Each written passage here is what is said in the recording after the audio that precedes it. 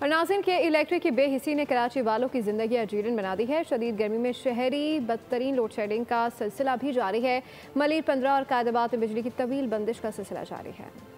کہ الیکٹرک کی کارکردگی بد سے بدترین ہو گئی۔ شدید گرمی میں طویل لوڈ شیڈنگ کا سلسلہ جاری۔ مختلف علاقوں میں 16 گھنٹے بجلی کی بندش معمول بن گئی۔ مریض، بچے، بزرگ سب بے حال۔ شہریوں کا صبر جواب دے گیا۔ سڑکوں پر نکل آئے، نیشنل ہائی وے پر دھرنا دے دیا۔ مظاہرین کا کہنا ہے کہ بھاری بھرکم بلوں کی ادائیگی کے باوجود بجلی میسر نہیں، کہ الیکٹرک کے ظلم سے نجات دلانے کا مطالبہ کر دیا۔ ہمارے یہاں جتنے بھی بلنگ ادا کرتے ہیں، جتنے بھی گھر ہیں، سب ان کے پاس 5 دن سے لائٹ نہیں ہے، پانی نہیں ہے، لوگ پریشان ہیں، اپنے گھروں میں بیٹھے ہوئے ہیں، ان کو آخر میں مجبور ہو کے گھر سے باہر آئے ہوئے ہیں۔ یہاں لائٹ کا بہت زیادہ پرسوں سے مسئلہ ہوا ہے اور یہاں پہ لائٹ نہیں ہے، اور کیا الیکٹرک والوں کے آفس بھی جا رہے ہیں، وہ بھی ہماری بات کو نہیں سن رہے ہیں۔ احتجاج کے باعث گاڑیوں کی لمبی قطاریں لگ گئیں۔ مظاہرین سے مذاکرات کے بعد سڑک ٹریفک کے لیے کھول دی گئی۔